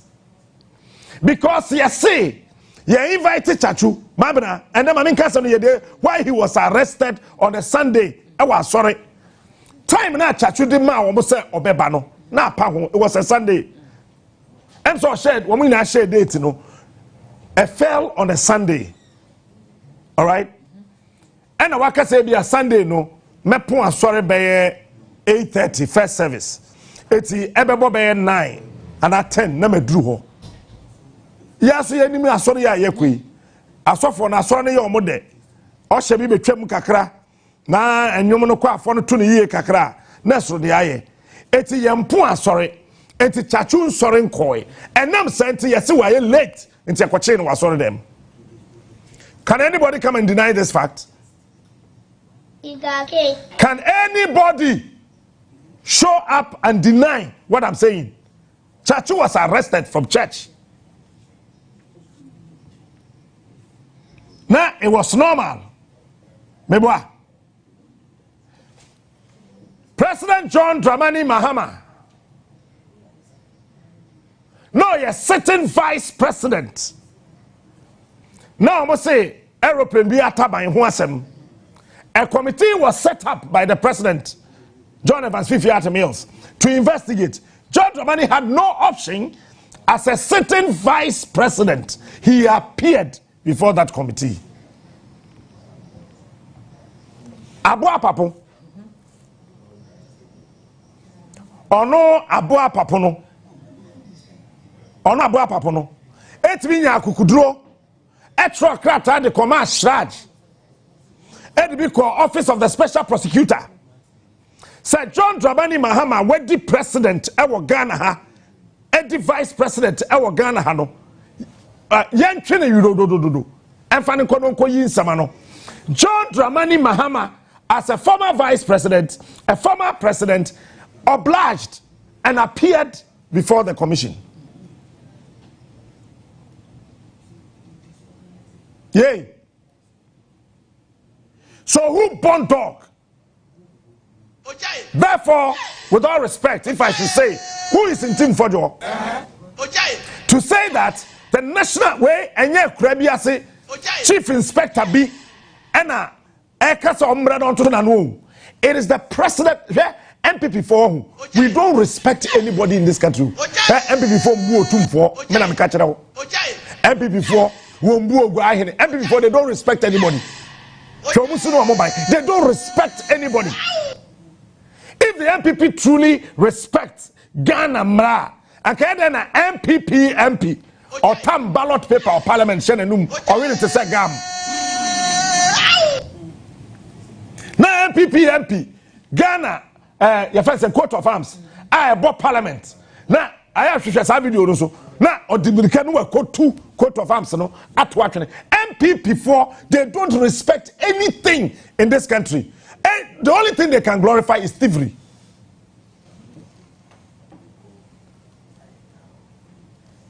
Yay. Mahama appeared.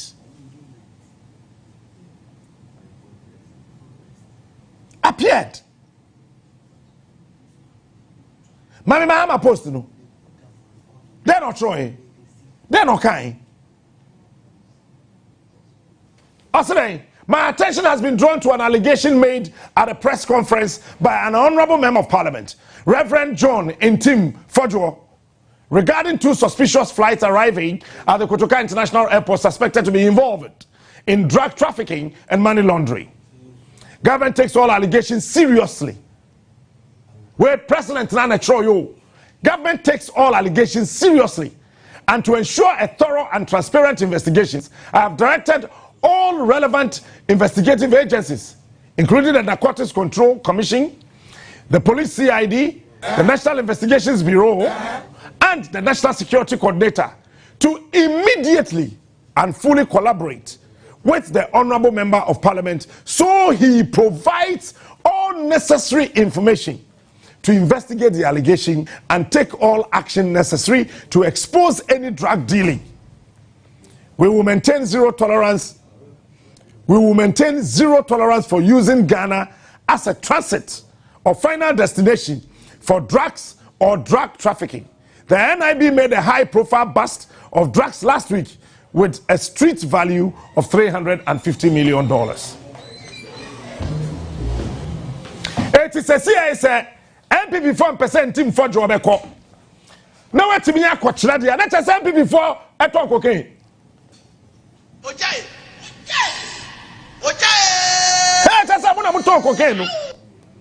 Because we Jomama Nitribu Kra was sempa. Me I be koja, it's an order. Sa agura bi na mudi ohane ye pasomdwe amemwo fun na ye pasomdwe amemwo fun no oh mama mpa na nsi I will just order the national security, the NIB, go and arrest him. Whoever stops the arrest that person too. Me say me asama mo na mububu nkroma no momma mpa e o na se si ampa say me kwaje smart me ga na man pani wo bo ontimi ni kwasem obeto wuram. I am telling you some me na me ga na man pani ne 1941 nam ho na afeyo markings asha ne lelen akwade nam ho oh no by na wo me na gum kofra ukro mo hini no front mamra se sa na ebu man a can 1941 go to America and do this rubbish? No, can he go to America and do this nonsense? Intellectual stupidity has actually crowned the brains of these so-called politicians we have in this country. And they think that as soon as you become a politician, you are bigger than your mother's womb. No matter how long, tall, short, huge you are, you lived in your mother's womb. So the womb, whatever the size, is bigger than you. Ghana is bigger than whoever that lives in this country.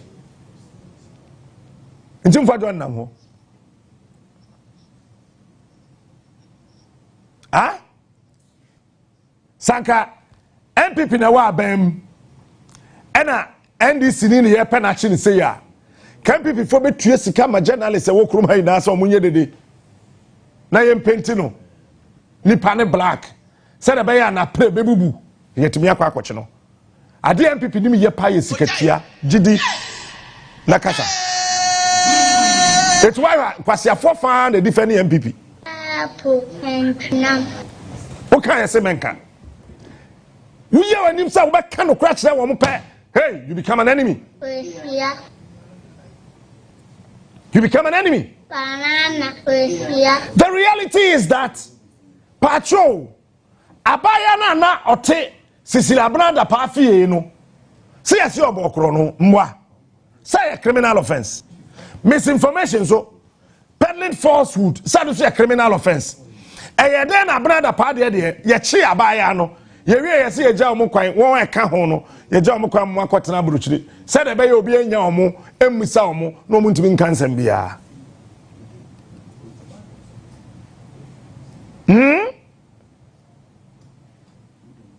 when there was a candidate in demo onimano Cecilia so onim sikana woni fie ho no onimano it is anka me ye won anka me kase ne me wi ahwe sa onimano wotimi hu sikana wo na ano a na bi ayira obetimi ehunu but Cecilia da pass sikana na wo fie no onimano into I don't know who say be $1 million wey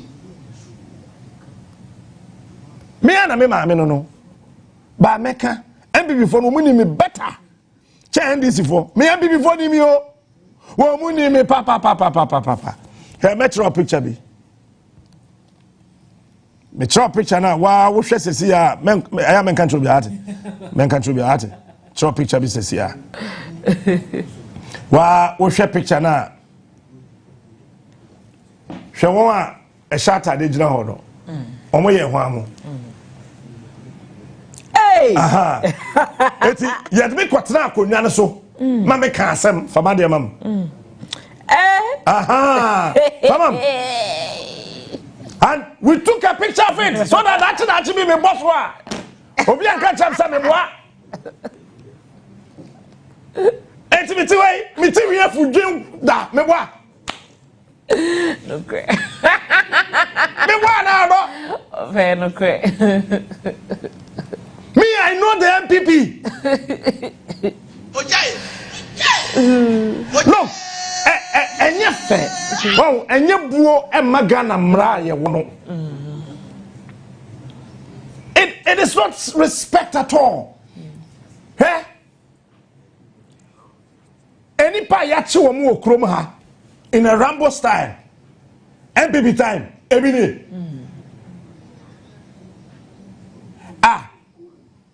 And now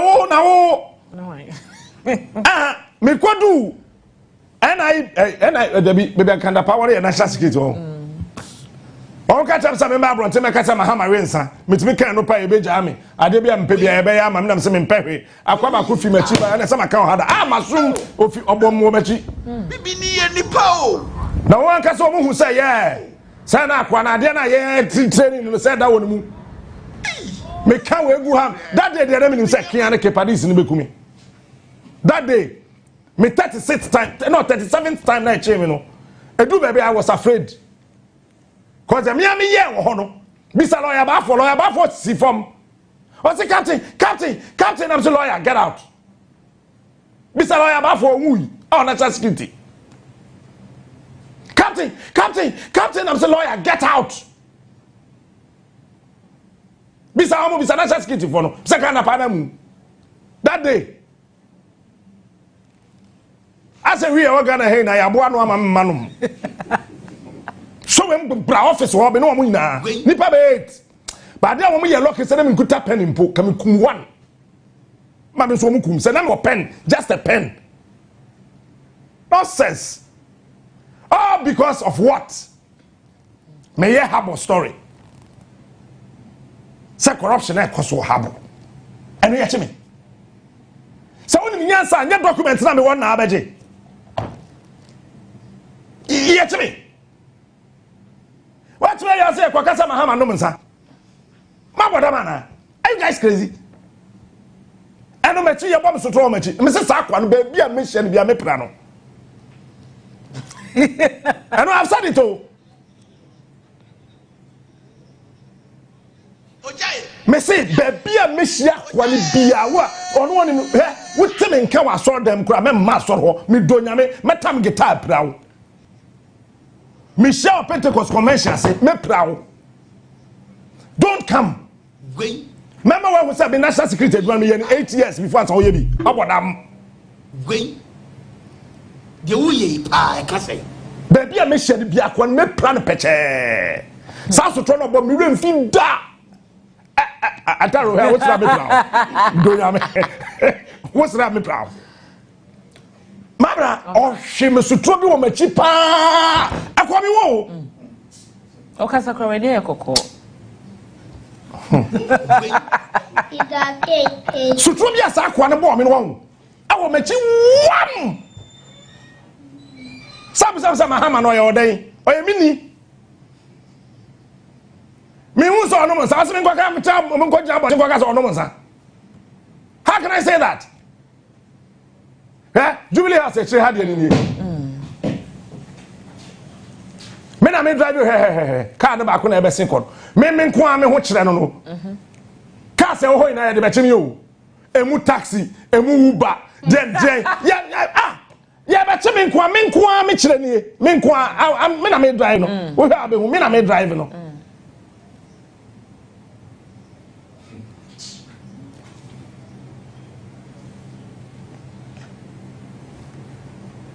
Na moto na what dem kwaya what kwa human so botoro wa me se baby a me show bi a bete pocket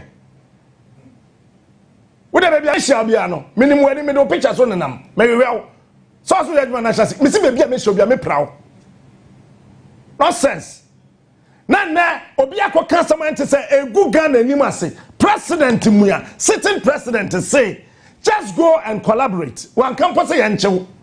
Maybe ya joma man kama na ya chiwo. Ewurade nyankopon. Maybe ya mahama ya chiwo da.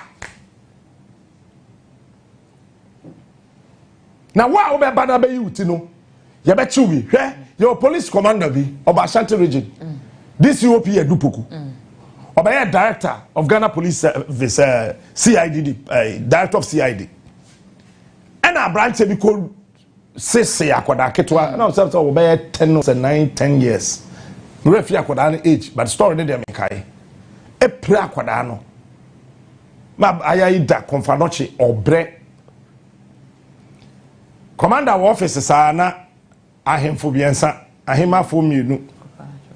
Echiniesi won so Ashanti region police headquarters omanim ne santai na mama ne yewra commissioner ye baya ye pese de to ani ma te ase se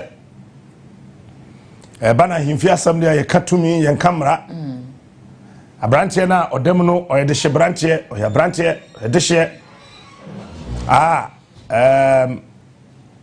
akonwa no to otibidi intino ye be bom amane o se ye achame for do se ye swan ne ye kasa ase wiase ye dia ti ye be catch no pm na abaya no da aya sabia na ho kabia no ye betua ye be hwe no school ni bibia na waye de shibranti intino na ye sere na wayi na maye na ye ne na kofie na ye ne na kokasa mana te ase said what the first one say I make cancer no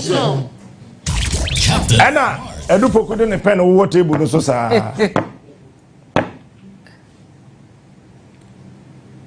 me dey me wa adwuma mu na me producer friend Sami K Sami baby obi adabro yam nchira o say kwajo na me say dabro o say wo fase yamra ti ye koduru ye no na other presenters ewo regional police headquarters ho any a force no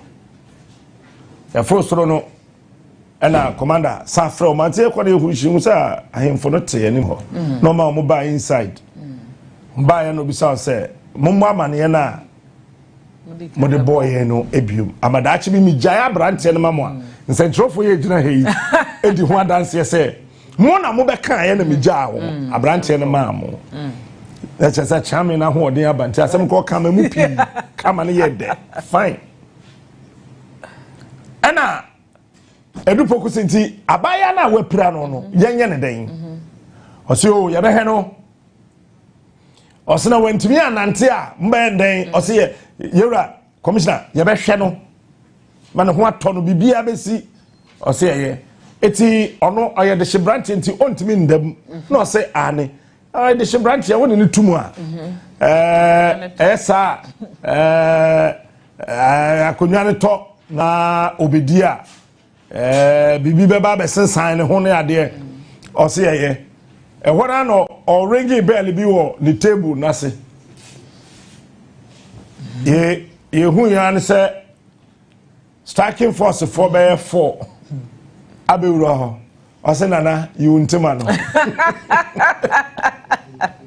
nana unsu yi wuntima no nana unsu yi wuntima no chame yi wuntima no to ho monko fa branche da yede na tum no emra wo mo de branche da ba runu ade a edu poku ye o se na ahemafo mo fa branche no ko mo fo no mo nkodam ma no so mo se ono ye de she branche enti se odam wa ontimi ndi akonwa enti se maba na mo besra ma ne de a ene mo nkodam e ma no oh Debbie commissioner yes I ye kire oh ye ba na hogun so gboko Onua ye wemfo afa de wo so wemfo edu poku so fi be kwai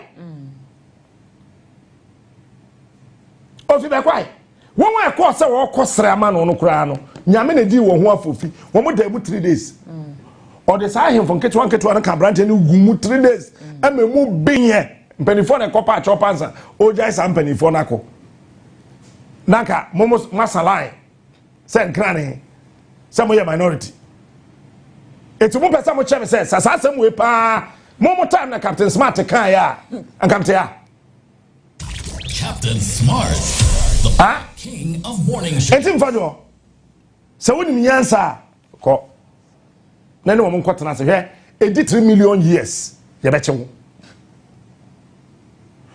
mema wo munya yodom on say nra o mu ndawe ya fa market so wanda wo nchen so akoda ne fie baby nra na jo da ye no na your friend saying Evelyn munim baby anada as a captain we don't want to arrest him, we would have gone to where he is sleeping and arrest him baby anada no munim wo mu ye no nitiwu ono koda dem wonim say yodom ho yes say ba wo me yan we ne bioma Operating mate is all Central region. He is smart. Central Region MPP MP say, oh, I hear popular. We have 2 winning Afeyo Markins. The competition is between winning Afeyo Markins. It's more doing Yaduma that they are doing you in. More doing Yaduma in team. My doing Yaduma. Banana. It's Mr. National Security Monquacheno. Moncheno. You see, you do baby and penfam say, and a children the end, yet the police day. And I children also, young police service. I children also, young national security. And we yes and you met it. Because, sir, Nana Kwame ya dear, Yancheno. Bantim Fodro ya dear, Yanjano. Me toy Ghana Revenue Authority. Yes, me Casado. Your friend, Nipa 7 and a 2. Yes, me brother me year in Samano. Me minty, almost the same letter. And be on him away a jet. Why him away a gentleman? Friends say, I never said, as my mechanic war. Maybe one hinty, you almost letter be on him away a jet. Emma auditors could go quick so. Our angel headquarters, I will come say. Angel and the quantum of finding crater in room. Why? Because Captain Smart take us our angel. Omo told me some say. Kanoma. So 17. What they are? Me say ane. A dine sit and try hills no. What they are? Me say ane. One I see me say ane. Do you ask where me say me amedia? One I see me say ane. Okay. But for doing swear me say me amedia. One I see me say ane. Okay. Unya sika wo he na musa so papa samenta yira what is that aban announcement send samenta yira e wo me ho banana Persia. Oh captain that's no me ya sika wo he wo hwe me sabe me twi truck ah o se there bi eti wache me ya betena ha na obusam say me ya sika wo he na si dan what is that aban samenta yira ma ya say ye hwehwe na bi wo me ho. Debbie. Now it's okay. If you want to know how I built my houses, go to court. Some starting Faber was see na course na ba honorable answer now all the me my fa call ni p no better. Now we call now we yaba mete wa be almost 2-3 hours. Omo ye calls sa on by say captain. You have to go with them to the police headquarters to write a statement. And I'm saying offense me. And who statement? My bro. And I make a me offense is a messidine. Atoka. Matoka. MPP are there me chrome hano. Now what can someone say? Cocaine na buy and buying crop one air tons of cocaine. Koya no ask me Johnny. Mutri sonoma papa so that for TV. He is smart. He is unique. Onua Maakye fabe woso. Nyumekwa ase yasin. Saso insecticide spray and coil.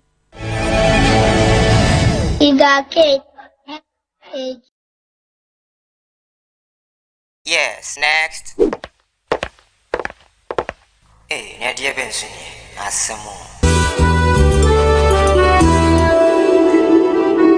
Gana man. Hidden some defi kwa ejbeku nchen emmamo. Yedi kwa mixture bae. Muji tumu kama. Afe yedi foforo ba. Kwa plus mixture and kwa empty mixture. Kwa mixture eboa ama onipedua nya hoden no. Na kwa plus mixture nso eboa immune system. Fa kwa mixture and kwa plus mixture fa boa wapomoden. Afe nso yedi malaria drop tatahwe abedwa so. Yedi di kwa empty mixture. Kwa mixture, kwa plus mixture, any kwa empty mixture, enye ma pimfo, emma omuma kolanofo, any kola, umundi mfie dumienu. Hwese, why test? I chese o malaria mo wanu bi ewo mujemu. Ansa na wafa kwa empty mixture. Opedudu etua. Fre kwa edumekuo no ewo 0244 726611 ana 059 165 5778. FDA agi egredient kratui ato.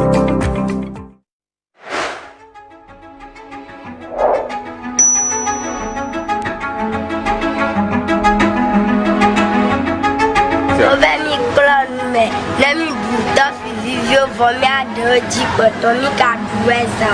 And then me bass on there, we do it for me at Putin.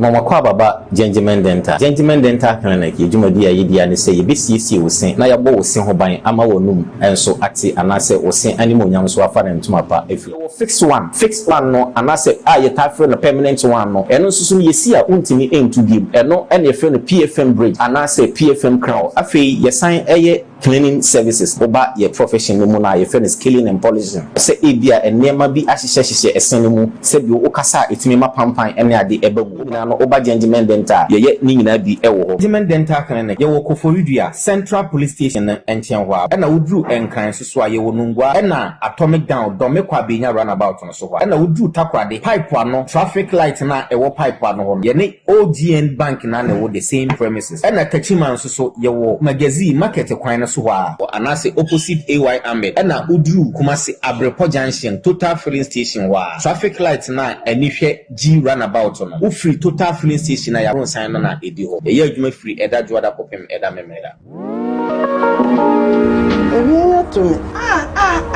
Mr. Sabro you this is no they will draw tata she enye ma penfo abato mo manufo ne nkwada woni fiedunsia atufonko dependable herbal home Medina New Road anaka so a opposite Deltus International School FDI jedwen krato yatu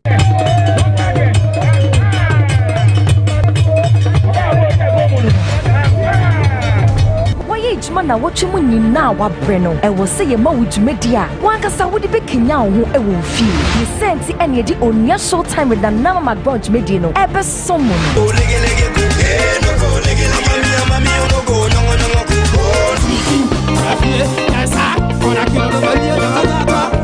if you 7 p.m. no eya bomodia e kana nama magbrown ene ni studio audience fo nyina ho ye de wona wo wonsa no djuma wona wo adoma chede wona woni ni daso e wa abrabo mu no san kofo no ye to ye nsa e fe omo na sa djumedie no ye fra ni ye bribi and sometimes when be mu ye mu bi no ye family no wo be wo sa ye no akufie na sa family no kwa wono a wona wo no oko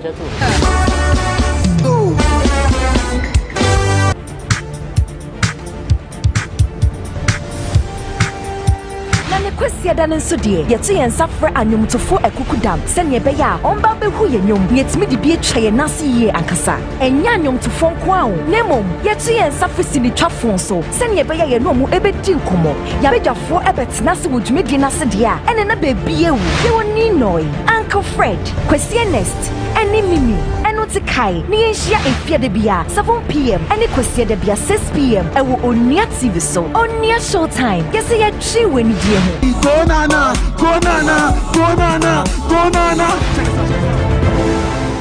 Onua show time with McBrown efia de bia 7 p.m. ene kwesi de bia 6 p.m. ewo Onua TV so nyumeko omaso ya sen eye high sense oboase numina wo mu ankasa my life insurance ba herbal Dano milk, Pepsodent charcoal and herbal, Geisha black and moringa soap. Midima for herbal clinic, Gino tomato mix, Dedal spices, Kivo foods and Napa foods. Bill's microcredit, CBG, Limfi. Onua TV, ye dwene ho pa.